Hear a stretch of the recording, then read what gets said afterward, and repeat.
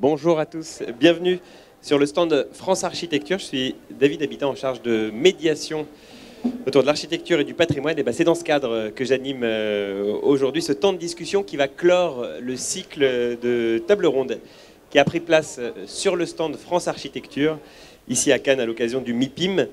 Alors après avoir évoqué la jeune création architecturale, l'architecture française à l'international, la transition énergétique et puis ce matin la qualité des logements, on va s'intéresser désormais à l'architecture du sport, aux architectures du sport. On va voir que ça prend des formes évidemment assez différentes avec nos trois invités, trois architectes, Nicolas Guérin, Pascal Grabli et Isabelle Hérault.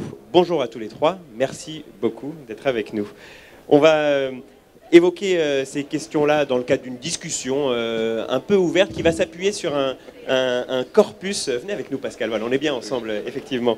On va s'appuyer sur un corpus, alors je le fais défiler un peu à vitesse accélérée, mais on aura tout le temps ensuite de revenir dessus. À commencer avec vous Nicolas Guérin, associé à l'agence NP2F avec François Chat, Fabrice Long et Paul Maître de Vallon. NP2F qui est à l'origine notamment de l'école, du futur bâtiment de l'école d'architecture de Marseille, donc c'est plus largement l'Institut méditerranéen de la ville et des territoires dont l'ouverture est prévue en septembre 2023. Et puis on va évoquer tout à l'heure aussi et peut-être surtout nous sommes à Bordeaux-Brazza, la cathédrale des sports, donc c'est un bâtiment de l'UCPA. Et puis également, évidemment, puisqu'on parle d'architecture de sport, sur le stand France Architecture, on va parler des Jeux Olympiques et Paralympiques avec l'Arena de la Porte de la Chapelle à Paris. C'est l'Adidas Arena, si je veux être exact en matière de branding. Un bâtiment assez joyeux, comme vous nous le signalez à travers cette image. Peut-être pour commencer, alors si vous voulez en dire un mot, pour voilà, qu'on ait le bâtiment en tête, et le micro est allumé, c'est bon, oui. Et on continue ensuite les présentations. Oui, bonjour à tous et merci pour l'invitation. Quelques mots sur les deux équipements sportifs qu'on présente et qu'on montre aujourd'hui. L'Arena, c'est effectivement un bâtiment plutôt majeur et emblématique qui va se situer dans un territoire en reconstruction, la Porte de la Chapelle, et qui donc a un rôle à jouer, un rôle urbain. On va discuter un peu de ça et de la manière dont l'architecture peut se mettre au service de la transformation d'un territoire. Pour Bordeaux, Brazza, là on parle d'un territoire qui est en train de se créer, donc une ZAC, et avec un bâtiment qui lui propose quelque part une nouvelle manière d'envisager les équipements sportifs en les superposant, en ne les chauffant pas, et en étant dans une structure capable, dans une idée d'évolution possible du sport et des usages. Et ben voilà, c'est une présentation brève du bâtiment. On va s'y attarder plus longuement tout à l'heure à l'occasion de nos discussions dans quelques instants, juste après les présentations, que je continue avec vous, Pascal Grabli. Vous êtes associé à Jacob Selniquier dans l'agence Selniquier et Grabli Architecte. Selniquier et Grabli Architecte, que l'on connaît notamment pour le campus d'innovation des mines ParisTech, c'est à Versailles. Il est en cours de chantier. Le chantier démarre. Tout juste, voilà. Le nouvel institut des neurosciences de Paris-Saclay également, un bâtiment livré pour le coup. Et puis bien sûr, le pavillon de la France pour l'Expo universelle de Dubaï, c'était en 2020.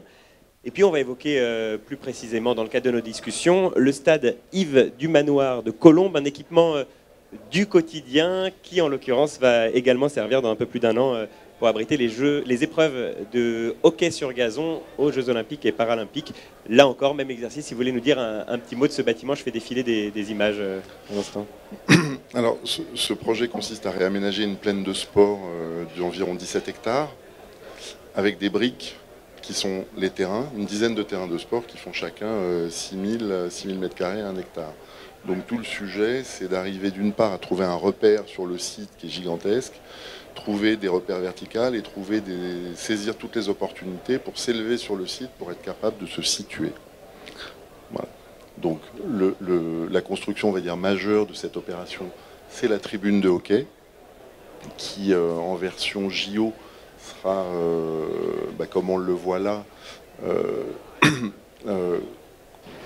cernée, on va dire, par des tribunes provisoires, et en version héritage va accueillir les loges et les locaux tertiaires qui sont occupés lors des JO vont accueillir la Fédération française de hockey sur gazon.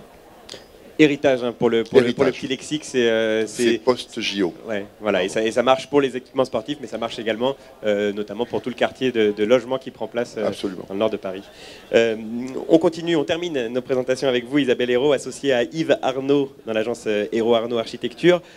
Hérault Arnaud Architecture, à l'origine notamment de la Belle Électrique, scène musicale actuelle de Grenoble, nominée au prix Miss Vendéran en 2017, c'est bon de le mentionner.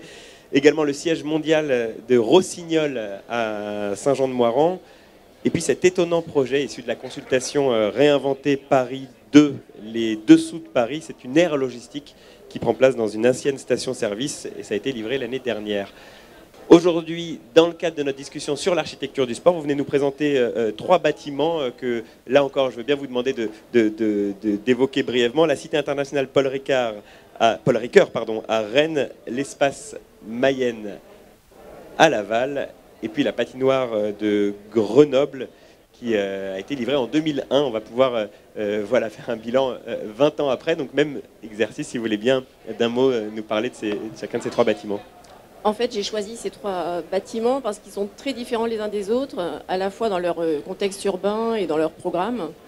Le premier, celui de Rennes, c'est un bâtiment multifonction qui est en centre-ville de Rennes, qui regroupe 3 mètres d'ouvrage chapeautés par la Rennes Métropole. Donc il y a la ville de Rennes pour un programme de 3 gymnases qui sont empilés. Le Crous pour un programme de logement, de studios pour chercheurs étrangers et un restaurant universitaire et les bureaux de l'Université de Bretagne. Donc en fait tout ça est réuni dans un seul bâtiment. C'est un bâtiment extrêmement dense, complexe, parce il faut en fait que chacun soit indépendant mais dans une enveloppe commune. Et c'est un bâtiment les salles de sport sont très ouvertes sur la ville et le fait d'avoir des gymnases en hauteur en fait leur donne une position qui est assez inhabituelle et leur donne une relation à l'espace urbain qui est très appréciée en fait des usagers. Le deuxième, c'est l'espace Mayenne à Laval. C'est une aréna qu'on a livrée l'année dernière qui comprend 3 salles. Une salle sport et spectacle de 4700 places, donc une salle qui se transforme complètement entre la version sport et la version spectacle. Une salle, un gymnase avec un mur d'escalade qui est le indoor, qui est le seul aux normes internationales en France pour l'instant, et une salle de congrès. Donc là, c'est un tout autre contexte. On est en périphérie de ville, le long d'une rocade. Et en fait, le rôle du bâtiment, c'est aussi de servir de locomotive au développement urbain de cette zone périphérique. Et le troisième, c'est un projet très ancien, le premier gros projet de l'agence, qui est la patinoire de Grenoble, qui est un concours qu'on avait gagné en 2000. Et qui est un bâtiment où le maître d'ouvrage avait décidé que ça serait la patinoire la moins chère de France. Donc voilà, il fallait qu'on se débrouille avec ça. Donc on a fait un bâtiment extrêmement dense et c'est là où on a commencé en fait à expérimenter une méthode pour faire des bâtiments qui sont construits au plus juste de leur surface et de leur volume. Voilà, et c'est un bâtiment qui marche très bien toujours. Et dont on va pouvoir parler à l'instar de tous les autres bâtiments qui composent notre corpus à partir duquel on peut mener ces discussions. Pour commencer, une thématique qui me semblait intéressante à propos de cette question de l'architecture, des architectures du sport, c'est leur place dans la ville. Et peut-être on pourrait commencer avec vous, Nicolas Guérin. Vous avez, il y a quelques années, c'était en 2014, assuré la commissariat d'une exposition au pavillon de l'Arsenal qui interrogeait la ville de Paris au regard de ses capacités sportives. Et on se rend compte d'une certaine manière que le sport est très très présent alors à Paris, mais peut-être plus largement dans nos villes en fait. Ouais, effectivement, le premier travail qu'on a fait sur le sport, c'était un travail plutôt scientifique et presque théorique, avec cette exposition en 2014 où on a regardé, on a fait un état des lieux en fait des espaces sportifs à Paris. Ça n'avait jamais été trop fait, notamment par les architectes. On partait sans trop savoir où on allait, avec plutôt en tête que Paris n'était pas une ville très sportive à l'époque. On sortait de 2 candidatures perdues au JO. Et finalement, on a trouvé beaucoup d'éléments vraiment très intéressants, plutôt cachés. Voilà, des espaces et des bâtiments très connus comme la piscine des Amiraux, des gymnases incroyables sur le toit d'un lycée, le lycée Saint-Louis de Gonzague à Paris. On a trouvé que l'architecture du sport était à la base de beaucoup d'innovations techniques. Le premier bâtiment en béton armé, c'est la piscine des Butokai. Le premier bâtiment dessiné à l'ordinateur, c'est le Parc des Princes. La plus grande portée en lamellé-collé à l'époque, c'était l'INSEP. Voilà, tout un tas d'éléments vraiment intéressants. Et à l'époque, on parlait déjà de transformer les quais de Seine. La première partie était faite sur la rive gauche, il n'y avait pas la deuxième. Et finalement, l'architecture qui sort les sportifs qui sortent des bâtiments, qui sont dans la ville qui devient le terrain de jeu, ça a été aussi un élément qu'on a beaucoup regardé. Et alors peut-être justement entre la ville comme un terrain de jeu, donc on imagine que l'échelle, c'est une échelle de conception assez minime. La ville comme un terrain de jeu, c'est peut-être des petites installations de sport en libre accès, jusqu'à l'autre côté du spectre, qui est une énorme aréna comme celle que vous êtes en train de concevoir, Porte de la Chapelle. Si on devait brosser à grands traits les architectures du sport, qu'est-ce qu'on y trouve? À l'époque, dans l'expo, on avait, dans une des parties, décortiqué les espaces et on avait sorti 11 éléments qui étaient caractéristiques du sport. Mais par exemple, je pense un des plus intéressants, c'est la ligne. La ligne, dans certains sports, le ballon, on peut la dépasser et pas les corps. C'est l'inverse dans d'autres. Donc c'est un élément qui est physique, qui peut effectivement se tracer avec un bout de craie dans la rue. Et en même temps, quand on dessine l'aréna, on est bien obligé de suivre toutes les validations des fédés qu'on doit avoir, donc respecter leurs espaces, respecter leurs lignes. Et en fait, nous, ce qui nous intéresse beaucoup, c'est qu'avant tout, l'espace du sport, c'est un espace d'usage qui a des dimensions qui ne sont pas négociables. Donc en tant qu'architecte, c'est un peu notre matière, l'espace. Donc en 2D, en 3D, on doit à un moment donné respecter ces règles, ces contraintes, ces lignes, ces usages. Le premier petit projet qu'on a fait, c'était le TEP Saint-Paul, qui est derrière l'église de Saint-Paul, à Paris. TEP, pardon. Terrain d'éducation physique. On parle vraiment d'un spécialiste du sport, là, effectivement. Non. TEP, terrain d'éducation physique. En fait, c'est micro-parenthèse, après j'arrête de parler, mais en fait, c'est à Paris, il y en a 90 petits lieux de sport extérieurs pour les Parisiens qui sont des petits équipements publics. Mais on les a tous dessinés et ils sont tous différents.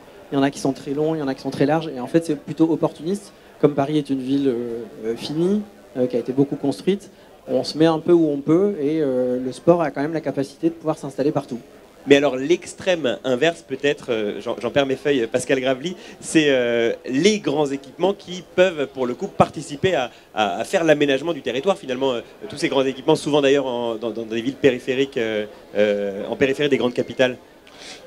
Quand vous parlez des grands équipements, on parle des grands stades et de ces éléments, de ces équipements qui sont finalement des briques totalement étanches, autour desquelles, pour des questions de commerce, d'activité, viennent s'agréger à la fois du tertiaire, à la fois des logements, à la fois des commerces. Mais ça, c'est de là où je regarde, on n'a jamais pratiqué ça, mais en tout cas de là où je regarde en termes d'analyse, on a la sensation qu'en effet, ça participe de l'aménagement du territoire, puisqu'on a de l'infrastructure qui se crée autour, des bretelles d'autoroute, des arrêts de tram, etc. etc. Donc, finalement, l'outil stade qui est aussi réversible, comme vous l'évoquiez, c'est un moyen d'attirer du monde, de créer de l'activité, d'étendre la ville, ou de créer une autre polarité au cœur de la ville. Bon, ça après, c'est un fait qui s'impose à nous, concepteurs, au bout du compte. Je ne sais pas si on a un avis possible. La programmation, elle est souvent diablement figée. L'exemple qui me vient à l'esprit de stade qui a essayé d'avoir en tout cas une façade en rez-de-chaussée poreuse, c'est le stade Jean-Bouin, le stade de rugby, où une partie de la périphérie est traitée en commerce. Mais pour autant, ça ne fabrique pas d'activité. On a une sorte d'enclume au cœur d'un quartier qui est utilisé 2 fois par semaine dans le meilleur des cas. Et c'est potentiellement un problème. On cherche à trouver, en tout cas quand on regarde les stades anglo-saxons, on cherche à trouver de l'activité, de la porosité. On est confronté aux règles de sûreté, de sécurité qui évoluent ces derniers temps. Et c'est bien dommage. Dans le cas d'Yves du Manoir, par exemple, on a essayé, on n'a pas réussi, à faire en sorte qu'il y ait une entrée et une sortie, c'est-à-dire qu'on puisse traverser l'ensemble de l'installation. 17 hectares qui relie le centre-ville à une promenade piétonne qui rejoint les berges de la Seine, c'était un enjeu urbain pour nous, de pratique, de sportifs, de non-sportifs, en tout cas de citadins, qui était assez importante. On n'a pas réussi. Alors, on n'a pas fini le débat. Quels sont les éléments du débat? Pourquoi on n'a pas réussi? La sécurité. Ah oui. Oui, parce que non, mais c'est quand même un peu particulier ce stade Yves du Manoir qui va accueillir. Alors, on va se rendre compte que c'est peut-être maintenant la moindre des choses qu'on demande aux équipements sportifs. En tout cas, ici, on accueille des enfants qui vont venir s'entraîner ou des compétitions du dimanche. Et les Jeux Olympiques, encore une fois. Donc, c'est quoi? Qu'est-ce qui sert de? C'est à partir de quoi qu'on crée les règles? J'imagine que c'est plutôt on regarde plutôt du côté des JO pour organiser toute la sécurité que du côté des compétitions du week-end. Alors, en fait, le programme qui nous a été soumis, c'est qu'on a une version héritage sur laquelle on travaille et dans la conception, dans l'articulation de tous les terrains, un jeu de tiroirs pour les JO.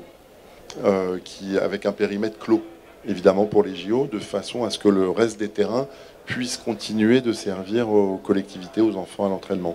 Donc le problème de sécurité que vous évoquez sur l'idée d'en faire un cheminement de cet équipement, il concerne même la partie héritage de votre stade. Oui.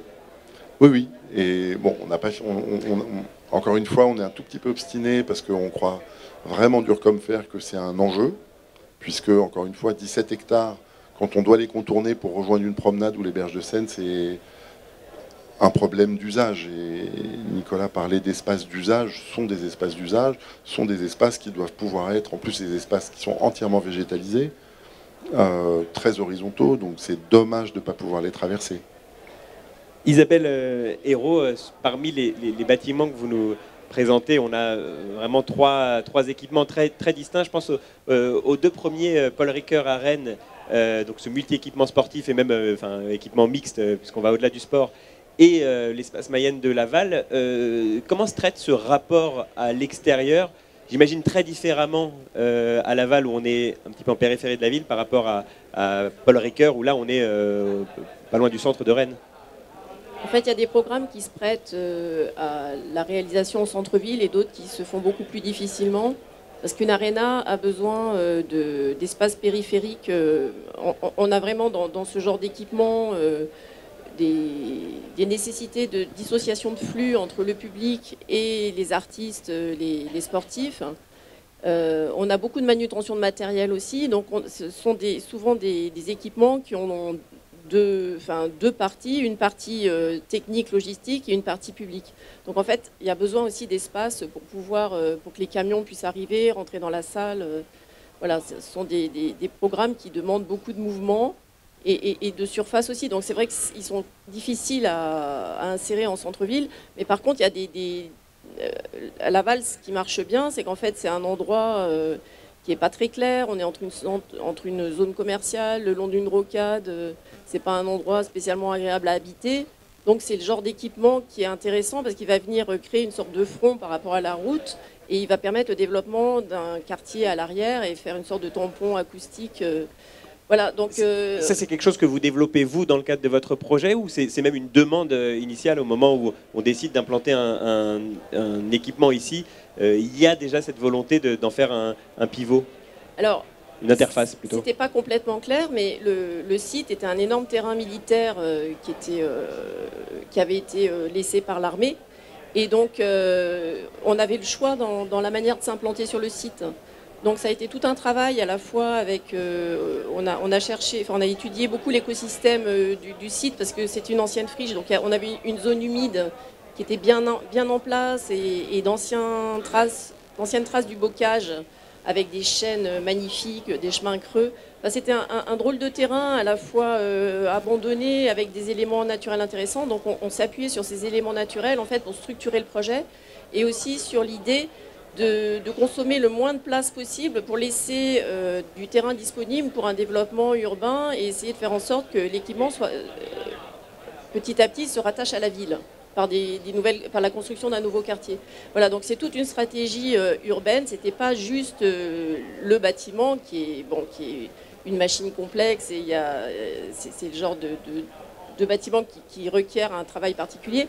Mais il y avait déjà tout ce travail en amont sur la manière de prendre possession d'un site et d'un territoire urbain pour pouvoir générer sa transformation.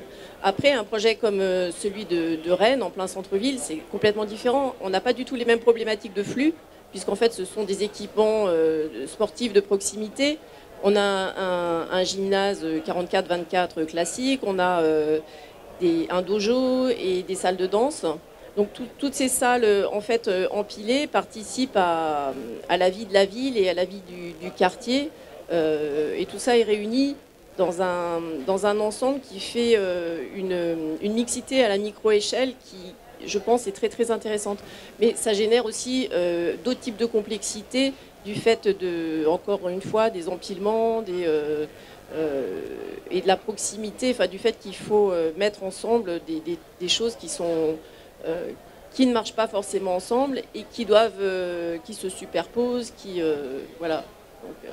Donc, c'est tout autre type de problématiques, mais je pense que par contre c'est intéressant de développer ce genre d'équipement de proximité dans des immeubles qui ont aussi d'autres fonctions. On va y revenir un petit peu après cette question effectivement de la mixité qui participe aux nouveaux usages, aux nouvelles manières de penser le sport dans la ville. Pour rester sur les questions d'implantation et spécifiquement ce que vous nous disiez à l'instant sur l'espace Mayenne qui est une aréna à Laval, j'aimerais bien en faire la comparaison, Nicolas Guérin, avec celle de la Porte de la Chapelle. On est Porte de la Chapelle, comme son nom l'indique, on est évidemment à la périphérie de la ville-centre. Pour autant, on est dans un espace quand même déjà bien dense, même si entouré par des flux de circulation. Où est-ce qu'on se situe entre voilà, les deux extrêmes de bâtiment qu'on a vu jusque-là, c'est-à-dire voilà, un bâtiment de cœur de ville et un bâtiment de périphérie. J'ai l'impression que vous avez essayé de jouer un petit peu des deux partitions à travers l'aréna. Ouais, alors la décision de mettre l'aréna Porte de la Chapelle, c'est une décision politique qui me plaît parce que c'est un bâtiment qui va venir accompagner la transformation d'un territoire, grosso modo un des pires de Paris, voire de France à l'époque. Donc quand on a visité le site pour la première fois et qu'on nous a dit c'est ici l'aréna, déjà on se disait waouh, c'est quand même un peu dur. Et le deuxième truc c'est waouh, c'est quand même un peu serré. Comme site pour faire rentrer un équipement de en gros 30 000 mètres carrés avec une salle de 10 000 places. Donc l'aréna, forcément, ça parle de cette densification de la ville et de la superposition. Et ça parle aussi de la manière dont on se pose dans un territoire comme ça. Et nous, ce qu'on s'est dit tout de suite, c'est qu'on voulait être plutôt enthousiaste, plutôt positif et plutôt OK avec l'idée d'avoir un investissement public, un équipement public qui vient comme ça à un moment donné apporter quelque chose de nouveau dans le territoire. Donc un bâtiment qui n'est pas un spectateur, mais un bâtiment qui est un supporter. Donc c'est une expression qu'on emploie beaucoup, mais c'est vrai que ça nous plaît assez de se dire qu'on est nous des supporters de la ville et que ce bâtiment-là, il va venir à un moment donné, dans le 18e, changer la donne. En termes de conception architecturale, l'idée qu'il y a derrière ce bâtiment, c'est d'être le plus ouvert possible vers son espace public et vers son extérieur. Donc le plus vitré possible, ne pas se fermer au contexte, mais au contraire montrer aux habitants du 18e ce qui se passe dans l'aréna avec tous les grands déambulatoires qui sont quasiment à 360 degrés et qui s'ouvrent vers la ville. Et à l'inverse, dans le déambulatoire, pendant mon concert ou pendant mon match de basket, en buvant un coup, je vois la ville et je vois ce contexte hyper urbain. En buvant un coup, on est d'accord. C'est pas depuis le terrain de sport qu'on voit la ville, depuis la ville qu'on voit le terrain de sport. Il y a quand même une... Non. Alors dans l'aréna, c'est pas possible parce qu'il faut faire un noir sale, notamment pour les concerts. Mais les 2 autres gymnases, si je continue sur ce projet-là, sa particularité, et nous, ce qui nous plaît presque le plus, c'est qu'il y a l'Arena, donc c'est une salle de 10 000 places en concert, 8 000 places, qui va servir pour les Jeux Olympiques.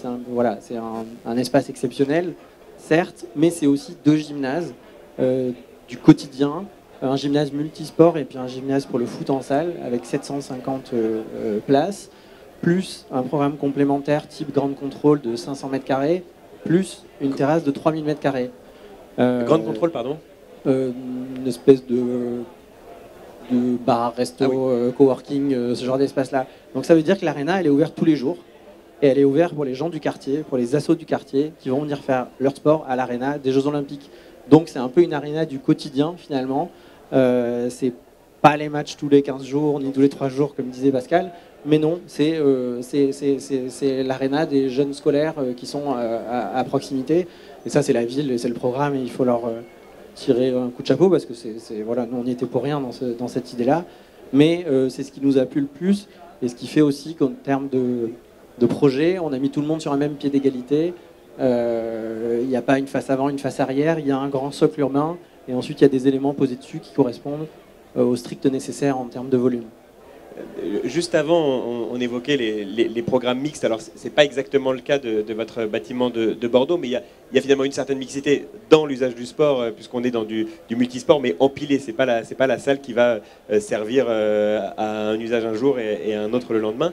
Là, est-ce que ça rentre dans notre discussion actuelle sur la place du bâtiment dans la ville? Est-ce que ça participe à un peu plus de porosité? Alors, quand on voit cette image-là, il y a une forme de porosité par la toiture notamment qui est ouverte. On a évidemment un accès sur la ville, mais est-ce que ça va un petit peu, ça se retrouve sur d'autres éléments de ce projet? Oui, parce que finalement, on traite les programmes peut-être avec la même idée derrière la tête, et ouvrir les espaces de sport sur la ville, nous, c'est quelque chose qui nous intéresse, qui nous plaît beaucoup, et qui a la valeur aussi de pouvoir répondre à des critères d'éclairage naturel, à des critères écologiques de ventilation naturelle aussi qui nous plaisent beaucoup. Après, ce projet-là, c'est presque la première pierre d'un quartier en devenir.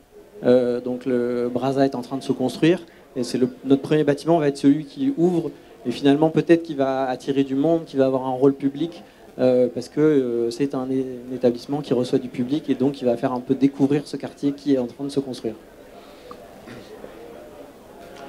Non, j'écoute Nicolas, et en fait ce que je mesure au fil de la discussion, c'est que la capacité d'appropriation par les gens du quartier d'un équipement, c'est quand ils le pratiquent. Donc qui le traverse, qui rentre dedans, qui va faire du sport au quotidien, même si c'est un tout petit peu indépendant de l'échelle, c'est vraiment une question de pratique et d'usage quotidien. Et c'est peut-être ce qui manque aux grands équipements. Et je trouve en effet que je ne savais pas qu'il y avait des programmes mixtes et du quotidien dans l'Arena. Et en effet, c'est une performance qui est plutôt rare, voire exceptionnelle. Et le fait que n'importe qui fasse du sport, qui fasse pas de sport, puisse aller pratiquer cet équipement auquel, d'une certaine façon, il aura contribué par le biais de ses impôts, je trouve que c'est extrêmement vertueux. Est-ce que ça pourrait pas être un prérequis demain dans les architectures du sport, et notamment initié par Paris 2024, où il y a beaucoup cette idée de l'héritage, effectivement, dont vous venez de parler? L'héritage, il est plus sous l'angle de on réutilise les équipements qu'on a construits, d'une manière ou d'une autre. Là, ce qu'on se dit, c'est que ces grandes emprises foncières en frange ou en cœur de ville peuvent être pratiquées par n'importe qui, sportif et non sportif. Et cet angle-là, je trouve qu'il a une valeur d'usage et symbolique qui est très forte.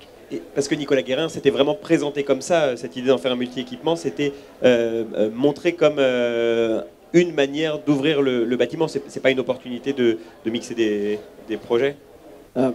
Non, je pense que c'est un peu la conclusion que nous, on en avait de vouloir ouvrir le bâtiment au maximum.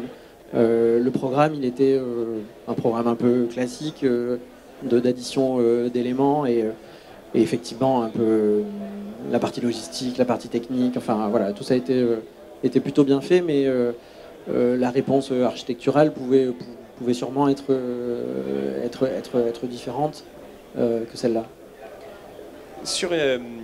Pour avancer un petit peu dans nos discussions, passer la question effectivement de la place de ces infrastructures dans la ville, j'aimerais bien de géographie, on passe à l'histoire maintenant, et plutôt évoquer leur évolution. Et je pense que le stade Yves du Manoir, effectivement, est le bon sujet pour en parler. C'est un stade qui a été conçu pour les Jeux Olympiques de 1924, voilà, donc c'était... Ah oui, tiens, j'avais pas fait attention. Ça fait centenaire. Ah ben, je savais pas, tiens. Je pense que, bon, ben, on va bien assez l'entendre, j'imagine, mais voilà. C'est la première fois que je l'apprends. En tout cas, évidemment, aujourd'hui, si on le réutilise dans le cadre de nouveaux Jeux Olympiques, il est indispensable de refaire beaucoup de choses, notamment parce que, au-delà des évolutions des usages, au-delà des évolutions peut-être aussi des sports, et je ne sais pas s'il y avait du hockey sur gazon en 1924, en tout cas, il y a une question normative qui fait énormément évoluer ces infrastructures-là. Est-ce que c'est pas un frein d'une certaine manière à des stades Yves du Manoir qui peuvent rester pour des siècles entiers utilisés? J'ai l'impression, je pense à l'Euro 2016, où on a eu toute une vague de nouveaux stades qui venaient en remplacer des anciens avec... bon, bah, c'est un peu dommage que de ne pas réutiliser Geoffroy Guichard, c'est un peu dommage de ne pas réutiliser Chabandelmas, enfin tous ces stades un peu iconiques, finalement, n'étaient plus du tout aux normes de l'Euro 2016 qui s'était joué en France. Il y a eu quelques stades il y a Bollert, historiques. à Lille, à Lens. Oui, puis à Lyon. Parce qu'à Lyon, il y a eu le nouveau stade qui a été construit. Est-ce qu'ils ont utilisé l'ancien pour l'Euro? Je crois, enfin il me semble qu'ils ont que... J'ai oublié le nom de l'architecte, mais qui a rénové le stade historique, agrandi sa capacité. Et il y a quelques années, le stade Yves du Manoir, il n'est pas de cette envergure-là. Il avait 10 000 places. Il avait, sa particularité, c'est qu'il avait encore ses virages avec les places debout. Ce qui était assez étonnant. C'est un ouvrage en béton, donc où les gens étaient debout. Et il y avait 40 ou 60 000 places, je pense, historiquement, sur le stade Yves du Manoir. Puis bon, l'évolution des règles ont fait que... Et dans le cadre des JO, la tribune historique est simplement remise aux normes. Elle ne fait pas partie du scope de notre intervention. C'était un autre marché.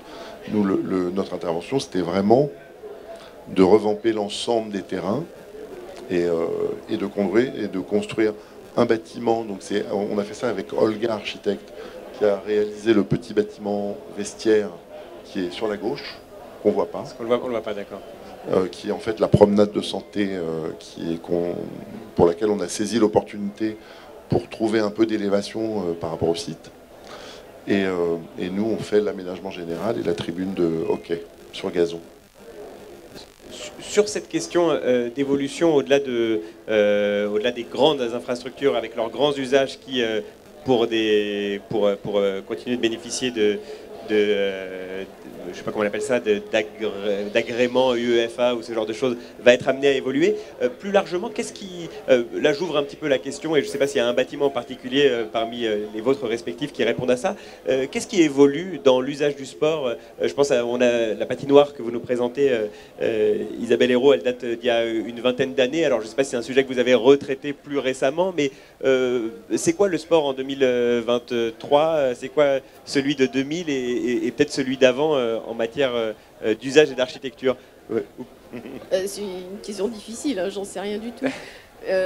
Mais ce que je peux dire sur la patinoire de Grenoble, c'est que en fait, c'est un bâtiment qui a été... Enfin, le site avait été choisi à cet endroit-là parce qu'on est dans un quartier des années 70 qui était conçu pour la voiture, vraiment. Donc c'était un quartier impossible à traverser à pied.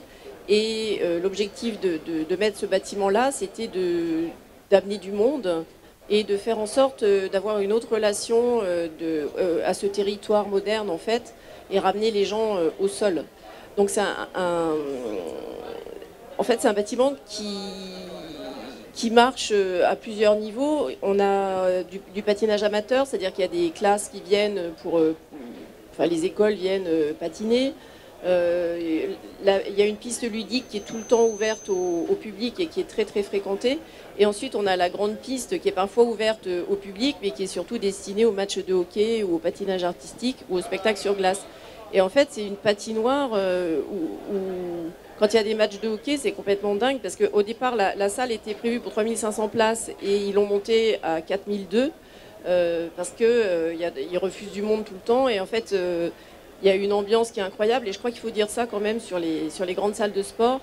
C'est que ça génère vraiment beaucoup de plaisir chez le public, beaucoup de bonheur. Et les gens sont vraiment contents d'y aller. Et donc en fait, il faut aussi, je pense, dans les architectures, faire en sorte de faciliter cet accès au spectacle sportif ou autre, et faire en sorte que tout soit en place pour que le spectacle fonctionne et que les gens soient super heureux, quoi. Parce que finalement, c'est vraiment quelque chose, et on a peu d'activités en commun comme ça dans la société, finalement, et le sport génère ça. Une activité en commun, du plaisir, du bonheur, une espèce d'enthousiasme incroyable, et on repart de là avec plein d'énergie. Donc ça, c'est vraiment, je pense, quelque chose à prendre en compte dans l'architecture. Et quand on voit une de nos salles qui marche, où les gens sont super contents, c'est une grande satisfaction. Et c'est quoi alors la recette pour tout ça? Je pense à un élément, je ne sais pas s'il va vous dire quelque chose par rapport à vos différents projets, mais on entend souvent, notamment à propos des stades de foot, on entend souvent parler d'une certaine ambiance qui se mesure différemment selon voilà, la plastique de l'enceinte, le vélodrome qui aurait changé de résonance depuis qu'il est à moitié couvert. Je ne sais pas si c'est des choses auxquelles vous avez été confrontés. Je veux bien répondre à ça. Oui, alors je pense que la morphologie des salles est pour beaucoup dans l'ambiance. Nous, on essaye toujours de faire des salles où le public est au plus près du terrain ou au plus près de la glace, et des salles les plus denses possibles pour éviter des grandes distances, en fait. Essayer de réduire au maximum les distances pour que les gens se sentent vraiment complètement absorbés dans le spectacle de sport ou autre. Et ça, c'est la première chose. La deuxième chose, c'est l'acoustique, hyper importante. Parce que dans les salles avant, on négligeait complètement ça, et les salles résonnaient tellement que c'était insupportable et on n'entendait pas les voix. Parce que souvent dans les matchs, de plus en plus, ça c'est une évolution, c'est de plus en plus du spectacle avec des animateurs qui parlent, de la musique qui est balancée entre les moments d'arrêt. Donc ça, c'est une évolution vraiment du spectacle sportif. C'est pour ça que je parle de spectacle sportif, c'est plus uniquement des matchs, ce sont des spectacles. Et donc l'acoustique est hyper importante. Et en fait, nous, l'expérience qu'on a, au début, on faisait des salles qui étaient très très absorbantes. Alors c'est nécessaire, mais si c'est trop absorbant, on perd de l'ambiance. C'est-à-dire que le son part et on n'est pas assez. Enfin, le public ne s'entend pas assez. Donc voilà, c'est une balance, et surtout quand en plus il y a de la musique, c'est une balance entre toutes ces données de réflexion, d'absorption, pour avoir un son qui est impeccable, quoi. C'est sûr que je pense que la morphologie et l'architecture de la salle a une importance ou du stade, hein, dans ce qui renvoie et dans l'imaginaire collectif. Il y a des stades un peu mythiques, le mur jaune à Dortmund, c'est quelque chose avec une des plus grandes tribunes, la plus verticale possible, elle est vertigineuse, et tout le monde, enfin ceux qui aiment un peu le foot ont ça forcément en tête. Il y a aussi l'idée, je pense, d'avoir des éléments à 360 degrés, y compris si dans le programme, en concert, on sait qu'on a la scène qui est plutôt d'un côté, donc c'est plutôt la salle en U, qui a sûrement des qualités, mais nous on milite plutôt pour avoir des salles qui font 360 degrés, enfin en tout cas des tribunes. Par rapport à l'évolution, moi il me semble que ce qui est la norme, elle est complexe à suivre. Après, ce qui est difficile aussi, c'est plutôt l'évolution du sport-spectacle et de la demande un peu de l'entertainment qu'il y a derrière.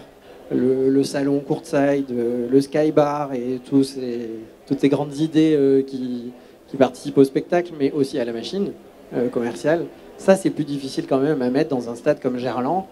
C'est pour ça que Lyon, ils ont construit un autre stade, mais pour le coup, qui est hors la ville. Et là, la question se pose sur est-ce que c'est bien ou est-ce que c'est pas bien.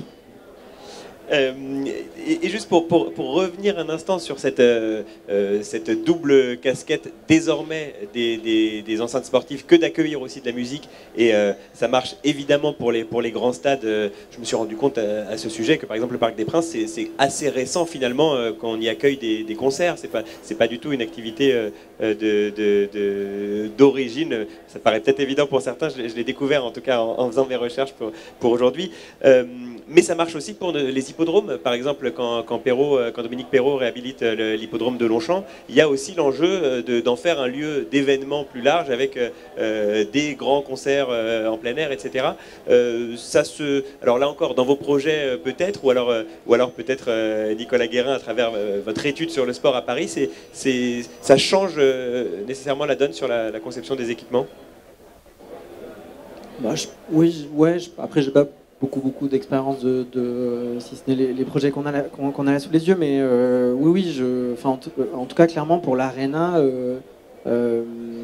tous ces éléments-là à côté finalement qui doivent accompagner le parcours spectateur, VIP, et faire de la salle un lieu de destination. On va passer du temps pour qu'on capte un peu d'autres flux qui peuvent permettre aussi de rentabiliser un équipement. C'est pas tabou par ailleurs, mais oui, ça change la manière de concevoir. Oui, d'ailleurs, nous on a eu l'expérience d'une étude de la réutilisation du stade de Boulogne-sur-Mer il y a quelques années, justement pour en faire une extension. Et pour qu'il puisse être polyvalent. Et de ce point de vue-là, pour pouvoir accueillir des concerts, effectivement, la première réflexion, c'est la logistique. Intégrer tout le process, que ce soit la sécurité, puisque c'est des lieux à forte fréquentation maximale instantanée. Donc les services de secours doivent pouvoir intervenir, même si c'est normalisé, quasiment sur 360 degrés du stade.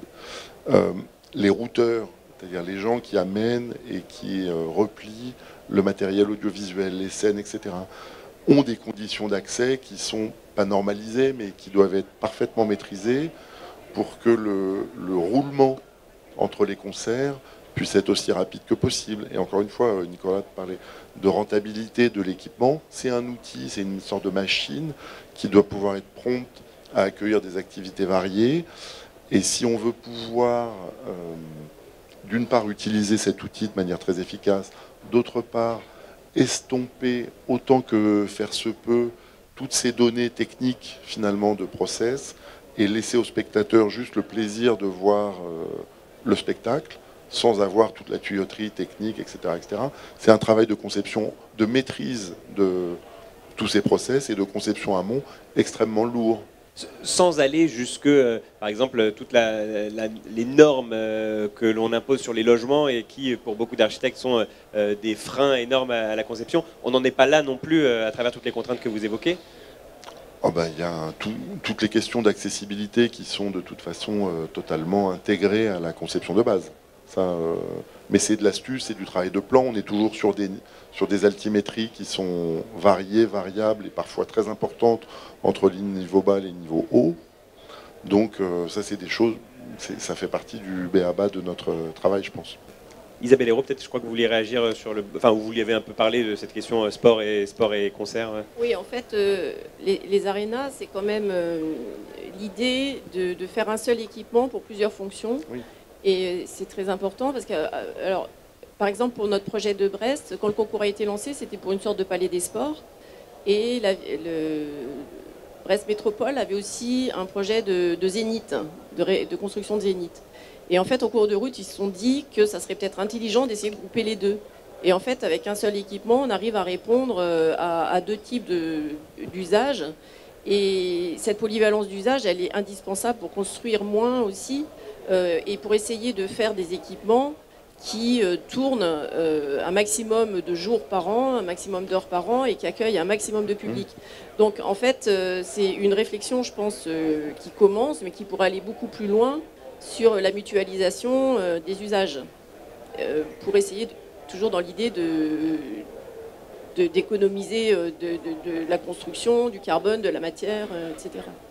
Et bien justement, sur ce dernier point, j'aimerais rebondir et évoquer les enjeux écologiques qui sont liés aux conceptions des architectures du sport, parce que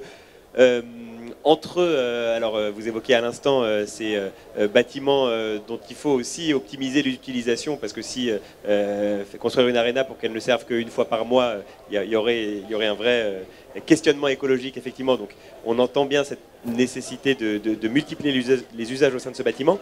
Mais il y a une autre question écologique qui se pose aussi, c'est sur les sports en eux-mêmes. Je pense notamment à la natation, je pense au patinage, et c'est bien de vous avoir avec nous, Isabelle Hérault. Est-ce qu'on arrive à faire évoluer tout le coût écologique de ces bâtiments au fonctionnement? Alors, je ne sais pas exactement ce qu'il en est pour les patinoires, peut-être vous allez nous le dire, mais par exemple, on sait une piscine, c'est un bâtiment tellement énergivore et en même temps tellement présent qu'il y a une grande réflexion qui doit se poser à l'échelle de tout le pays. Qu'est-ce qu'il en est pour les patinoires, par exemple, pour revenir sur votre projet? Les patinoires et les autres grands équipements, finalement, on est de plus en plus précis aujourd'hui au niveau technique sur l'optimisation des systèmes, entre autres avec des GTC qui permettent de réguler au plus juste la température, la ventilation. Et alors on a fait des tentatives, par exemple à Brest, c'est un bâtiment, l'Arena de Brest, qui a des grandes cheminées sur le toit qui sont destinées à la ventilation. Alors pas pendant les matchs parce qu'on a des problèmes acoustiques, mais avant les matchs, on peut ventiler naturellement la salle déjà pour renouveler l'air, et après les matchs aussi. Et on ferme pendant parce qu'il y a des riverains à proximité, donc voilà, on a des problèmes acoustiques. Mais déjà au niveau technique, les choses évoluent. Alors c'est vrai que les piscines et les patinoires sont très énergivores, mais je pense qu'après c'est des questions aussi d'équilibre dans les villes. Si on arrive à baisser drastiquement un petit peu l'ensemble des consommations, on sait qu'il y a quelques équipements qui resteront de toute façon énergivores, parce que fabriquer de la glace quand il fait chaud, forcément ça prend de l'énergie. Mais là aussi, après, ce sont des programmes très techniques avec des savoir-faire particuliers. Par exemple, au-dessus de la glace, on met des plafonds. Il faut mettre une matière. Ce qui marche le mieux, c'est l'aluminium naturel, qui renvoie en fait le froid, qui permet d'éviter de la déperdition de froid. Donc voilà, c'est tout un tas de techniques particulières. C'est vrai que les patinoires, je pense que ça sera jamais très écologique. Mais voilà, je pense qu'on peut aussi envisager ça comme une espèce d'équilibre global. Les patinoires, ça ne sera jamais très écologique. À l'inverse, peut-être des salles multisports. Je pense à votre exemple, Nicolas Guérin, où finalement, en matière d'aération notamment, on se détache un petit peu des aérations mécaniques qu'on avait jusqu'à présent. Si vous voulez bien qu'on dise un mot sur ce sujet à propos de votre projet à Brazza. Ouais, c'est effectivement un des points saillants de ce projet. Bon, en fait, l'histoire de ce projet, pour qu'on comprenne un peu, c'est que c'est globalement une commande directe qui était faite sans programme, où on a demandé si on était capable de faire un bâtiment de sport un peu emblématique, une cathédrale des sports. Donc on s'est pris un peu au jeu, il n'y avait pas d'utilisateurs, ça nous a pris beaucoup de temps, donc on a fait ce bâtiment finalement avec l'UCPA ensuite quand ils sont arrivés, et pas de demande de tant de degrés à plus l'été ou à moins l'hiver, tout ça on avait rien. Ce qui n'est pas très rentable parce que ça prend du temps, mais on n'avait rien. Et donc, on a assez vite eu l'intuition qu'on pouvait faire un bâtiment ultra public, superposé, donc comme des places, finalement, sans façade.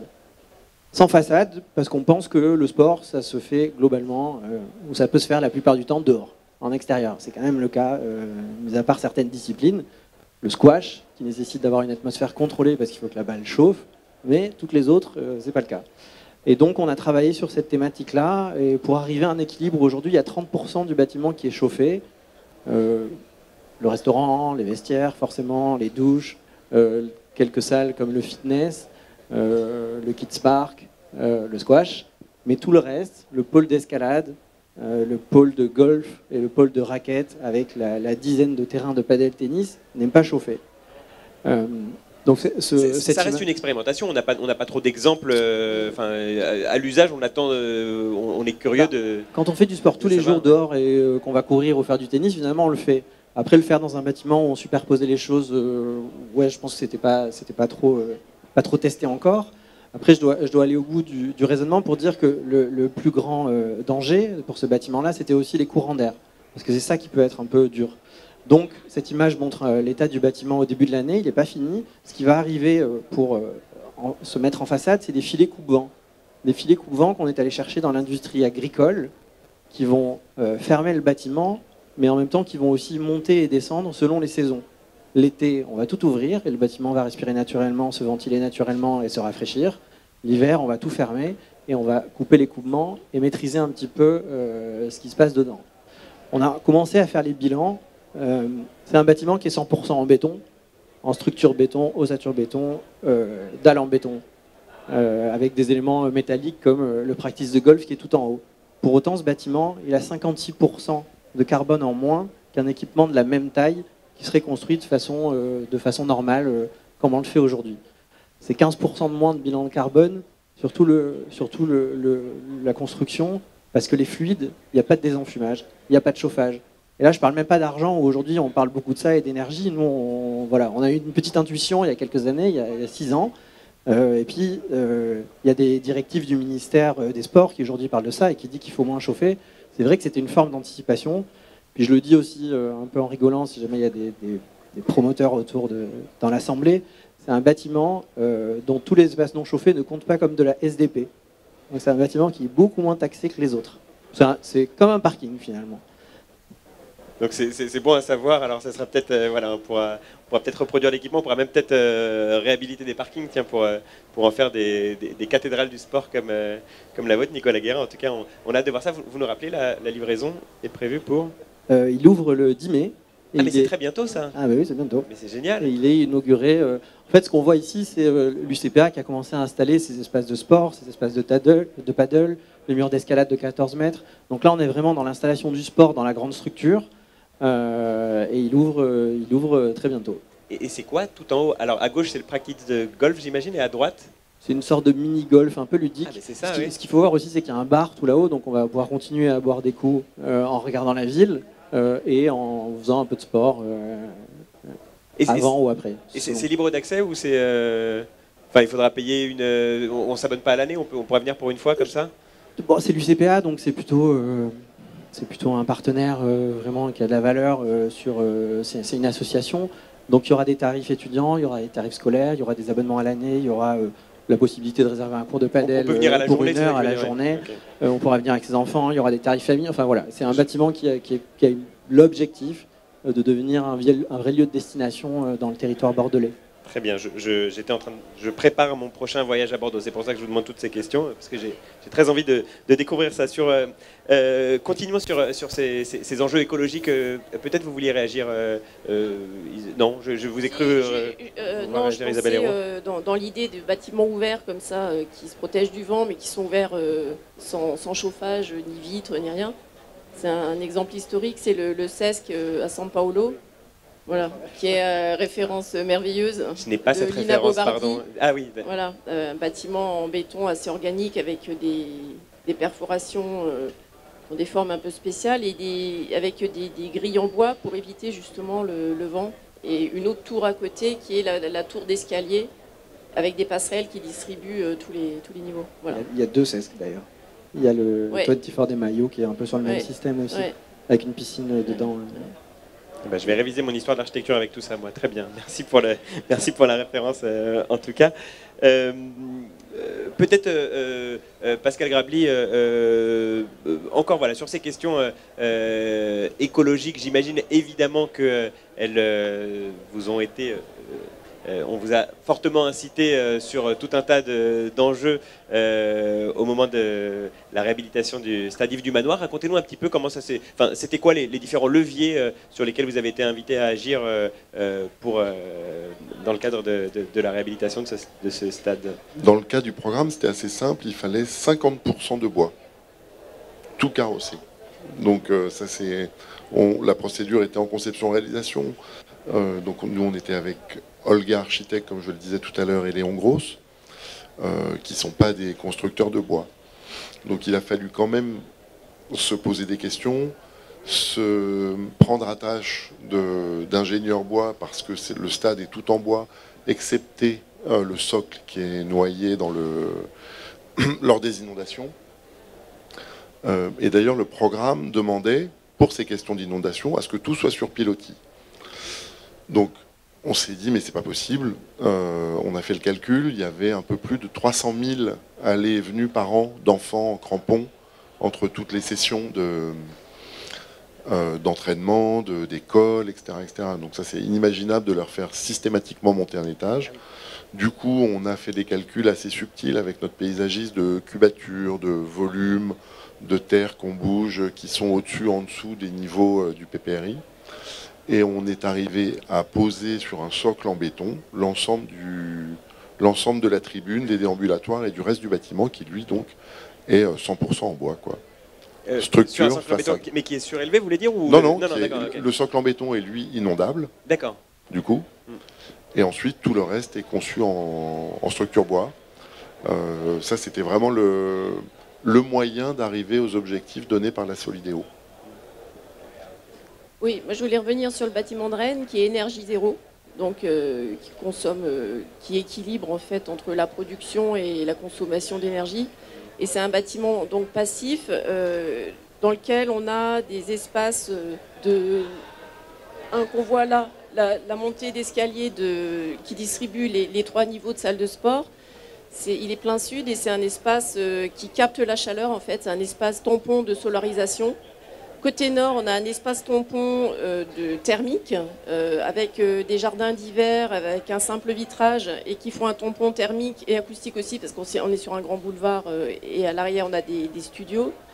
Et une façade passive, les façades sont pile est-ouest, donc on a pu mettre en place des aiguilles verticales qui font qu'on a très peu de pénétration du soleil à l'intérieur et donc peu de surchauffe. Parce que le plus difficile aujourd'hui, c'est de se prémunir de la surchauffe plus que de chauffer les bâtiments. Voilà, donc en fait, pour ce genre d'équipement, on arrive à être très très efficace. Après, le problème souvent sur les grandes arénas, c'est la question du carbone des matériaux de construction, parce qu'on a des problématiques de grande portée. On peut les réaliser en bois, mais ça coûte très cher et souvent les budgets ne sont pas prévus pour qu'on puisse le faire. Et pour revenir sur ce bâtiment-là, en l'occurrence, quand vous dites se prémunir de la surchauffe, est-ce que ça, justement, le fait qu'on soit dans un équipement qui va accueillir des activités sportives, ça a un impact particulier sur la surchauffe? De façon très pragmatique, j'imagine, on fait du sport, on transpire, on dégage plus de chaleur. Est-ce que ça rend plus complexe une aération naturelle? Non, après, oui, on peut avoir un balayage naturel, mais là, comme on est dans un bâtiment fermé, on a forcément de la ventilation mécanique aussi, mais ça génère pas beaucoup de surchauffe. On va dire la proportion des corps dans le volume global qui est assez important, ça ne génère pas de chaleur perceptible en tout cas. En revanche, ce que ça peut faire, dans le cadre de projets plus classiques où on a des températures à respecter, c'est de pousser un peu les ingénieurs pour calculer les choses d'une autre manière, quand ils font notamment la simulation thermique dynamique. Et il y a des méthodes de calcul type méthode Givoni ou PMB-PPD où on prend en compte la chaleur du corps. Donc ça veut dire que un sportif, au bout de 5 minutes, il a déjà son corps qui émet un peu de chaleur et pour atteindre les objectifs, on peut moins chauffer. Donc voilà, dans ce sens-là, ça peut être avantageux. Dans ce sens-là, c'est avantageux. Et, le public, hein, vous dites, ouais. Le public, effectivement, et notamment sur ces des grandes arénas, effectivement, avec beaucoup de public. On approche un petit peu de la fin de notre discussion. Je voulais terminer en évoquant, un peu dans la droite ligne de ce qu'on était en train de dire là, plutôt tous les défis techniques qui se posent par rapport à ces architectures sportives qui peuvent prendre des formes très différentes, encore une fois, puisqu'on est sur des architectures très différentes. Mais c'est vrai, peut-être ce que vous nous disiez au début, Nicolas Guérin, c'est par les architectures du sport, il y a de nombreux... on a fait évoluer de nombreux dispositifs architecturaux. Les grandes halles, si vous voulez nous en dire quelques-uns, peut-être. Non, mais je redis, ouais. Ceux qu'on avait découverts, nous, en tout cas à Paris, c'était l'INSEP et sa fameuse salle avec la grande poutre en lamellé collé qui à l'époque était un exploit constructif puisque c'était la plus grande portée qui avait jamais été construite dans le monde. Pardon, c'est quoi ce bâtiment de l'INSEP? Dans le bois de Vincennes à Paris, ouais, c'est ça? Dans le bois de Vincennes. Okay. La salle, son nom m'échappe, mais elle est plutôt assez monumentale. Et puis le béton armé qui avait été testé à la piscine de Butokai.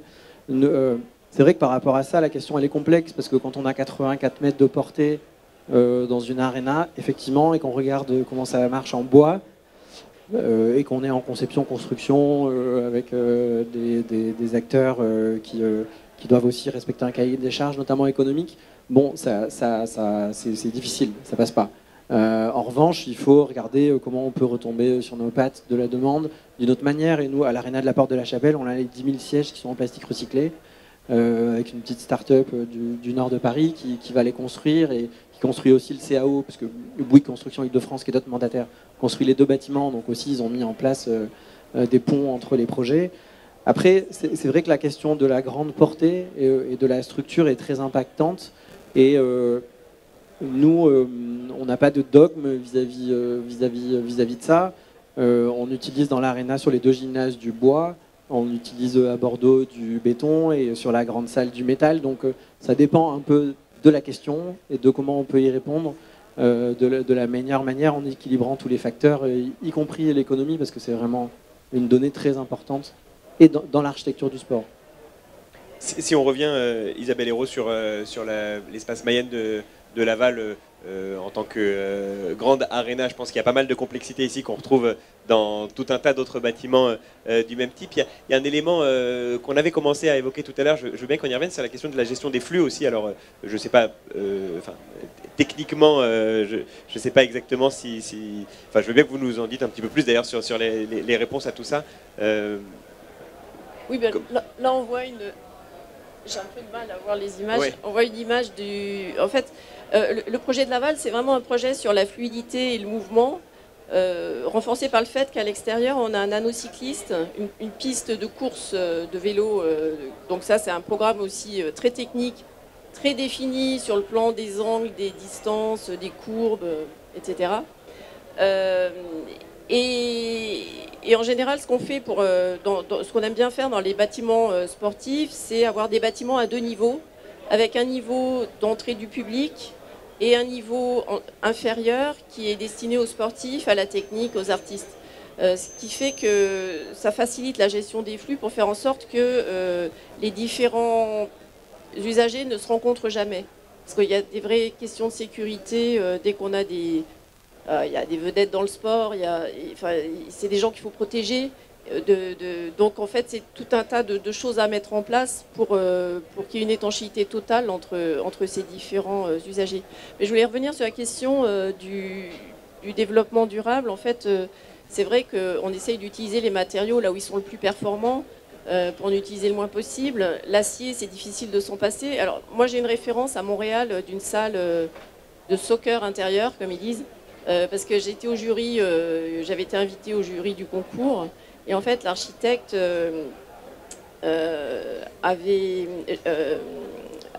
avait proposé un bâtiment entièrement en structure, enfin avec une toiture en bois, donc qui couvre un terrain de foot, un vrai terrain de foot, hein, avec un croisillon de bois. Donc la structure, elle est énorme, elle doit faire 3 mètres de haut. Mais on est dans un pays où il y a une vraie culture du bois et puis de la matière à disposition. Voilà. Donc on est dans un contexte différent, mais c'est possible de passer des portées de 80 mètres en bois. Et c'est une salle qui est assez impressionnante. Sinon, après on essaye de jouer sur... Il y a des tas de critères sur lesquels on peut jouer. Donc on a parlé de celui des consommations énergétiques. Mais après, il y a la manière de s'implanter dans les sites pour essayer de respecter des éléments intéressants du milieu qui peuvent être en place pour renforcer aussi renaturer des sites, renforcer les systèmes écologiques en place. Ça, c'est quelque chose qu'on essaye tout le temps de faire. Et ensuite, nous, on aime bien travailler des volumes un peu organiques, mais qui ne sont pas uniquement pour une question de choix esthétique, pas du tout. On essaye au contraire d'envelopper les bâtiments au plus près des plans et des volumes nécessaires. Donc c'est un travail en fait d'optimisation du volume, parce que moins on a de volume aussi, moins on a on économise de la matière, on économise de la surface et on économise après des consommations. Donc c'est tout un ensemble. Et après c'est aussi un registre esthétique qui est particulier, mais contrairement à ce qu'on pourrait croire, ça génère de l'économie et pas du surcoût. Et alors, peut-être juste pour revenir sur cette question, il y a peut-être d'autres questions techniques que vous voudriez évoquer, Pascal Grabli. Moi, je pensais spécifiquement au flux et spécifiquement dans la double temporalité de votre stade Yves du Manoir, avec un usage Jeux Olympiques et Paralympiques qui va prendre place d'ici à l'année prochaine, et l'héritage dont vous parlez après. On est dans des flux totalement différents. Je me demande comment est-ce que vous avez réfléchi à leur à sa conception? Être capable de répondre au flux lors des Jeux Olympiques, donc c'est des fréquentations maximales instantanées qui sont considérables. Et en plus sur du long terme, et là on gère du flux et du reflux. Du coup, ce qu'on a essayé de mettre en place, c'est un grand boulevard qui permet de canaliser le maximum de population, qui ensuite se distribue entre les différents équipements, c'est-à-dire la grande tribune du stade historique et le bâtiment qu'on a réalisé, qui lui va accueillir 4 ou 5 000 personnes, je crois, à peu près. Ensuite, en version héritage, excusez-moi, je reviens à cette question d'échelle et à cette question d'être capable de se situer dans des grands terrains. Tout le monde, ou presque, a amené ses enfants au foot, dans des plaines de sport. C'est toujours un exercice très difficile parce qu'on est toujours derrière un terrain et qu'il faut contourner pour arriver au terrain d'entraînement en question. Du coup, et on est toujours perdu parce que les déambulatoires entre terrains sont toujours les mêmes. Il n'y a rien qui n'est jamais fait pour se situer. Et du coup, hiérarchiser la voirie des piétons pour être capable de se repérer est quelque chose qui est extrêmement, en tout cas qui nous a semblé intéressant. On va voir quand ça sera réalisé si ça marche comme il faut. Vous avez utilisé le mot d'échelle et c'est ça aussi que je voulais mettre en avant sur les deux usages JOP et héritage. Est-ce qu'il n'y a pas un risque à réfléchir à un bâtiment pour un usage olympique que de le trouver démesuré un an plus tard lorsqu'on l'utilise pour les compétitions du week-end? Comment est-ce que vous avez travaillé là-dessus?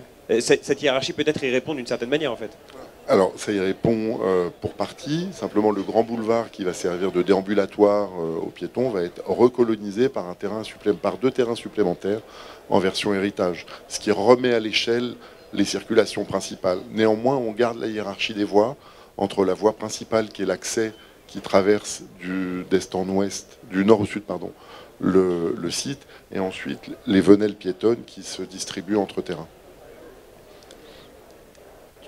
Quelques mots peut-être sur l'héritage. Allons-y, et on en arrive presque au mot de la fin. Alors, non, mais juste sur l'héritage de l'Arena pour raconter un petit peu l'histoire, mais là encore qui est plutôt bien imaginé. Mais donc le bâtiment pour les épreuves olympiques, c'est le badminton, la gymnastique rythmique, le para-badminton et le para-taekwondo.